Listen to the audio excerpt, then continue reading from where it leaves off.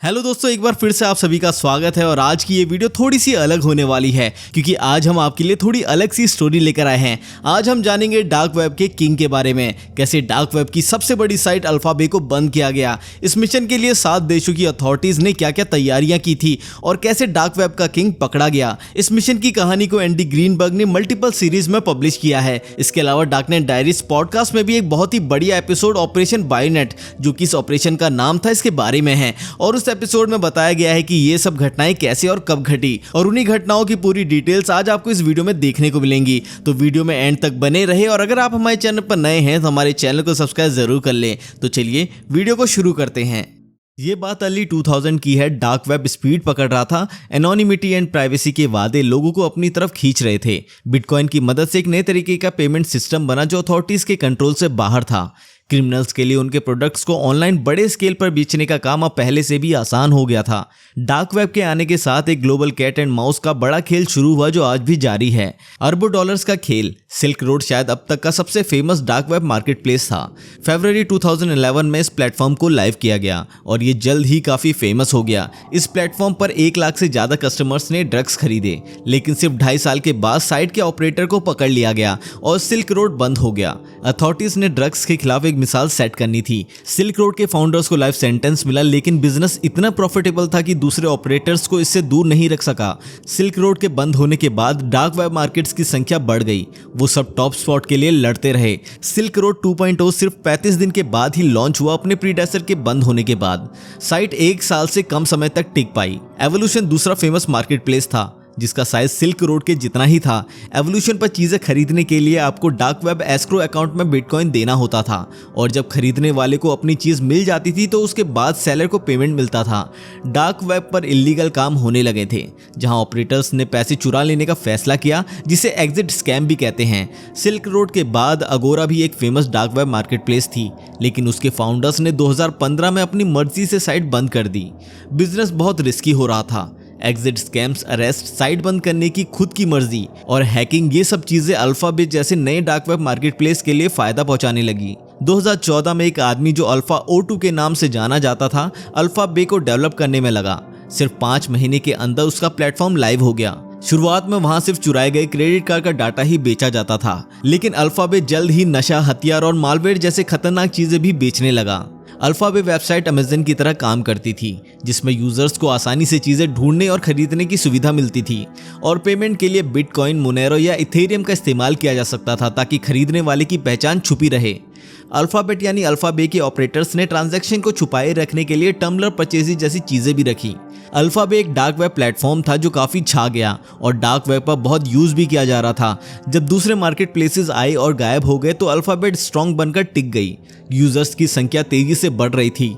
Site के शुरू होने के 1 साल के बाद इसमें 2 लाख से ज्यादा रजिस्टर्ड यूजर और 40,000 से ज्यादा सेलर्स हो गए थे। 2017 में अल्फाबे पर उनकी वेबसाइट पर 3 लाख से ज्यादा चीजें थी और उन्होंने हर दिन $10 लाख की सेल की थी। अल्फा O2 अच्छी कमाई कर रहा था। हर एक ट्रांजैक्शन से 2 से 4% तक का हिस्सा उसे मिलता था। अब एक पूरी टीम अल्फाबे पर काम कर रही थी। अल्फा O2 के रिप्रेजेंटेटिव का नाम स्नेक है और कुछ मॉडरेटर्स हैं जो खरीदार और बेचने वाले के बीच के मसलों को सुलझाते थे। साथ ही एक APR मैनेजर भी है। साइट के इतने चलने से फाउंडर्स ने ऑपरेशन से अलग होने का फैसला किया। उन्होंने अपना नाम भी बदल दिया और अब अल्फा O2 सिर्फ एडमिन के रूप में ही काम करने लगा। अब से कम्युनिकेशन सिर्फ स्नेक से ही होती थी। अल्फा O2 से हटने के बाद अमेरिकन इन्वेस्टिगेटर्स उनकी असली फाउंडर्स को जानने की कोशिश कर रहे थे। कौन है इस प्लेटफॉर्म का फाउंडर, ये पहचानना उनके लिए एक चुनौती बना हुआ था। अमेरिकन इन्वेस्टिगेटर्स को चाहिए कि वो पता लगाए कि अल्फाबे के सर्वर्स कहाँ स्थित हैं। सर्वर्स तक पहुंचकर वो प्लेटफॉर्म को बंद कर सकते हैं या उसमें गुप्त रूप से एंटर कर सकते हैं, और शायद ऑपरेटर्स का पता भी लगा सकते हैं। IP addresses, users and close networks के सर्वर्स की स्थिति के बारे में इंफॉर्मेशन देते हैं। वेबसाइट रिक्वेस्ट को दुनिया भर में कई रैंडम सर्वर्स के थ्रू रूट किया जाता है।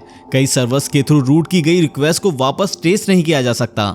ये इसमें जानबूझकर किया गया ताकि सर्वर्स, ऑपरेटर्स और सेलर्स की लोकेशन का पता ना लगाया जा सके। इसी वजह से अमेरिकन इन्वेस्टिगेटर्स को एक अलग तरह का तरीका ट्राई करना पड़ा। उन्होंने प्लेटफॉर्म पर ब्राउज करना शुरू किया और ड्रग्स को एनोनिमस तरीके से खरीदना शुरू किया, सेलर्स की किसी भी गलती का इंतजार करते हुए। प्रोडक्ट्स, पैकेजिंग या पोस्टल स्टैम्प्स उनके लिए डीलर्स की पहचान के लिए क्लूज हो सकते थे, जिसकी मदद से वो उस तक पहुंच भी सकते थे। लेकिन ये सिर्फ छोटी मछलियां थी। डीलर्स तो आते जाते थे। इन्वेस्टिगेटर्स तो अल्फा O2 को चाहते थे, लेकिन अल्फा बे के मास्टरमाइंड तो सेफ्टी से हर काम को कर रहे थे। लगता है कि वो इस खेल के हर नियम को जानते थे, इसलिए इन्वेस्टिगेटर्स फिर से निराश हो जाते हैं। लेकिन दिसंबर 2016 तक रॉबर्ट मिलर फ्रांस को सीए में अपने एक डेस्क के पीछे बैठे थे। वो डीए यानी ड्रग लॉ इन्फोर्समेंट एजेंसी के लिए काम करते थे। उन्होंने अल्फा बे पर काम शुरू किया और अभी तक उनके हाथ कुछ भी नहीं लगा था। लेकिन अचानक एक दिन उनके इनबॉक्स में एक ईमेल आता है। सेंडर अनजान है। लगता है कि अल्फा O2 ने अल्फा बे के शुरुआती दिनों में एक गलती की थी। तब वेबसाइट पर रजिस्टर होने वाले हर एक यूजर को एक वेलकम ईमेल मिलता था। इस ईमेल के मेटा डाटा में जिसने ईमेल भेजा है उनकी ईमेल एड्रेस दिखती थी। हाँ, इसके कुछ ही देर बाद ये गलती सुधार दी गई, लेकिन एक अनजान टिप्सटर ने उन पहली वेलकम ईमेल्स में से एक को बचा लिया। शायद ये टिप्सटर अल्फा O2 के पहले कस्टमर्स में से एक था। शायद किसी कंपटीशन साइट के ऑपरेटर ने समहाउ ईमेल को हाथ लगाया था, कौन जाने। लेकिन चुपके से उसने अल्फा बे को डार्क वेब में ईमेल भेजा। बस उसके बाद डीए को ईमेल एड्रेस दे दिया। वो ईमेल एड्रेस है pimpalex91@hotmail.com। ये ईमेल मिलर और उसके साथियों के लिए एक ब्रेक थ्रू था। इस ईमेल एड्रेस के जरिए इन्वेस्टिगेटर्स 2008 और 2009 की फोटोज ढूंढते हैं एलेक्स के skyrock.com पर। ये एक French language social media platform है। उसने एक पुराना डेटिंग प्रोफाइल भी इससे लिंक किया था। प्रोफाइल में उसने ट्रेवियर को अपने होम टाउन के रूप में बताया था। ये साउथर्न क्यूबेक कनाडा में स्थित है। प्रोफाइल के अनुसार उस समय उसकी एज 17 साल थी, तो 91 उसके ईमेल एड्रेस में उसके जन्म का साल हो सकता है। जब अल्फा बे की स्थापना हुई तो उसकी एज 23 साल हो गई होगी। अल्फा O2 के यूजर नेम को एक फ्रेंच लैंग्वेज टेक्नोलॉजी फोरम पर भी देखा गया। 2008 में उसने एक इमेज से वायरस कैसे हटाया जा सकता है इसका एक्सप्लेनेशन दिया था। उसके पोस्ट के नीचे उसका ईमेल एड्रेस और पूरा नाम भी था। इन्वेस्टिगेटर्स के पास उसका नाम है, लेकिन वो कहाँ है ये किसी को नहीं पता। उन्होंने उसके पेपल अकाउंट को भी ढूंढा। वहां उसने अपना प्राइवेट ईमेल एड्रेस दिया था। उसके लिंक्डइन प्रोफाइल के जरिए वो फ्रीलांस सॉफ्टवेयर डिजाइनर के रूप में काम करता था। लगता है कि उसकी अपनी एक प्राइवेट टेक कंपनी भी है जिसका नाम EBX टेक्नोलॉजीज है। फेसबुक पर इन्वेस्टिगेटर्स उसकी फियांसे को भी देखते हैं, जो कि एक थाई महिला की प्रोफाइल थी। लगता है कि ये कनेडियन थाईलैंड में रहते हैं। ये क्लूज इन्वेस्टिगेटर्स को कंट्रीज कैपिटल बैंकॉक तक ले जाते हैं। थाई अथॉरिटीज की मदद से इन्वेस्टिगेशन टीम बैंकॉक में 3 प्रॉपर्टीज का पता लगाती है। उनमें से एक घर एक गेटेड कम्युनिटी में था। अल्फा O2 अपनी वाइफ के साथ वहां रहता था। उसके पास एक और बंगलो था जो बैंकॉक के आउटस्कर्ट में था, जिसकी कीमत $3 मिलियन थी। उनका एक हॉलिडे होम भी फुकेट में था और वो साइप्रस में एक और विला खरीदने के प्रोसेस में थे। इन्वेस्टिगेटर्स उनका पीछा करने लगते हैं। इस मल्टी मिलियनेयर के लाइफस्टाइल में कई कार्स थी और वो अपनी लैम्बोर्गिनी को बैंकॉक के स्ट्रीट्स पर चलाता था। एजेंट्स उनके रास्ते को देखते हैं और उनके आईफोन की खबर लेते हैं। जबकि अल्फा O2 अपनी वाइफ के साथ एक खूबसूरत घर में रहता था। वो अपने अफेयर्स को दूसरे बैंकॉक के घर में बुलाता है। इन्वेस्टिगेटर्स उस जगह को बैचलर पैड कहते हैं। अल्फा O2 एक एक्टिव मेंबर है एक पिकअप आर्टिस्ट फॉर्म के, जहां पर मर्दों को वुमेन के साथ कैसे सक्सेसफुल होप बनने के टिप्स मिलते हैं और वो यहाँ रोमियो के नाम से मशहूर हैं। वो कंजर्वेटिव फैमिली वैल्यूज को प्रमोट करते हैं और उनका सक्सेसफुल सेक्स लाइफ के बारे में क्वासी सेक्सिस्ट लाइफ ब्लॉग भी है। इसके अलावा उनकी डेली लाइफ काफी नॉर्मल है। ये सब डार्क वेब के किंग के लिए काफी आम था। वो सुबह जल्दी उठकर अपने सोशल मीडिया अकाउंट्स चेक करते हैं, काम करते हैं और ज्यादा समय घर पर ही रहते हैं। कभी कभी वो लैंग्वेज कोर्सेज ज्वाइन करते हैं या फिर अपनी वाइफ के साथ बाहर डिनर करते हैं। इन रूटीन्स के बीच अथॉरिटीज उनका अरेस्ट मेटिकुलस प्लानिंग करते हैं जून 2017 में। इस समय अल्फाबेट दुनिया के सबसे बड़े डार्कनेट मार्केट में से एक था, लेकिन यूरोप में बहुत कंपटीशन था। हंसा मार्केट भी मार्केट में तेजी से बढ़ रहा था, जिससे यूरोपियन अथॉरिटीज को भी काम में लगा दिया जाता है। डच इन्वेस्टिगेटर्स एक सिक्योरिटी रिसर्चर की टीम के थ्रू हंसा मार्केट के सर्वर को ढूंढते हैं। ये सर्वर्स नीदरलैंड के एक डेटा सेंटर में स्थित थे। ये उनके लिए एक यूनिक अपॉर्चुनिटी थी। उन्होंने सर्वर्स को मॉनिटर किया, डाटा को कॉपी किया और साइट के ऑपरेटर्स के काउंटलेस चैट एंट्रीज को स्क्रूटनाइज किया। हंसा मार्केट के ऑपरेटर्स जर्मन हो सकते थे, जो शायद अब भी जर्मनी में रहते थे। डच और जर्मन अथॉरिटीज हंसा मार्केट को अपने कंट्रोल में लाना चाहते थे, लेकिन एक समय अचानक से हंसा मार्केट डच सर्वर से गायब हो जाती है। लगता है कि एडमिनिस्ट्रेटर्स को यह पता चल गया कि उनके सर्वर्स को कॉपी किया गया था। ऑपरेटर्स के चैट में अथॉरिटीज कुछ बिटकॉइन एड्रेसेस भी ढूंढते हैं। उन्होंने बिटकॉइन वॉलेट्स के ट्रांजैक्शन को ट्रैक करना शुरू किया। जब ये डच क्रिप्टो करेंसी एक्सचेंज तक पहुंचते हैं तो उन्होंने एक एक्सचेंज से डाटा मांगा जहां ये बिटकॉइंस के ट्रांजैक्शन लिथुआनिया तक पहुंचे। डच और जर्मन इन्वेस्टिगेटर्स नए सर्वर को लोकेट करने की कोशिश करते हैं। इस बार अथॉरिटीज एक्शन लेने का इरादा करते हैं, लेकिन कुछ और ही हो जाता है। FBI यूरोपियन अथॉरिटीज को अल्फा O2 को अरेस्ट करने और अल्फा बे को बंद करने के अपने प्लान के बारे में बता देती है। इसके बाद ऑपरेशन बायोनेट बनाया जाता है। ये ऑपरेशन FBI और DA के अंडर होता है और 7 देशों के लॉ इन्फोर्समेंट एजेंसीज के साथ मिलता है। यूरोपोल भी इसमें शामिल था। FBI को ये इंस्ट्रक्शंस दी जाती है कि अल्फा बे को बंद करने के लिए इंतजार करे जब तक डच जर्मन के साथ मिलकर हंसा मार्केट को कंट्रोल में ना ले लें। अगर अल्फा बे बंद हो जाता तो हंसा मार्केट में नए बायर्स और सेलर्स आने के खतरे से बचने लगते।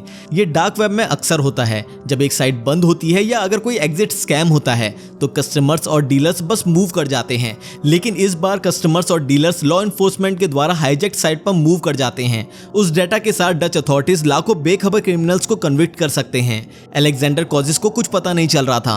वो बैंकॉक में अपनी लैम्बोर्गिनी में घूमते थे, अपने फेवरेट फोरम पर लिखते थे और अपनी वाइफ को धोखा दे रहे थे। 20 जून 2017 बैंकॉक।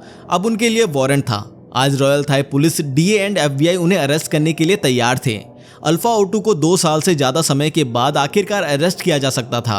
एक ग्रे टोयोटा कैमरी कॉजिस के घर के बाहर आती है और एक royal Thai police force agent उसे चला रहा था। वो सिक्योरिटी गार्ड को बताते हैं कि उसने गलत रास्ता ले लिया। वो वापस जा रही थी, लेकिन अचानक एक छोटा सा एक्सीडेंट हो जाता है। शोर और गड़बड़ी के बावजूद कॉजिस को अपने घर से बाहर आना ही होगा। बिना कुछ सोचे समझे उसे अंदर से बाहर निकलना चाहिए। ये कदम बहुत इंपॉर्टेंट था। सबसे पहले तो उनके डिवाइसेस अनलॉक रहने चाहिए जब उन्हें अरेस्ट किया जाए। अगर उनके हार्ड ड्राइव्स लॉक की गई या इनक्रिप्ट की गई तो अथॉरिटीज का उन तक पहुंचना मुश्किल होता। अल्फा बे कॉजिस अपने घर से निकलते हैं और टोयोटा की ओर बढ़ते हैं। उनके पास एक सेलफोन है।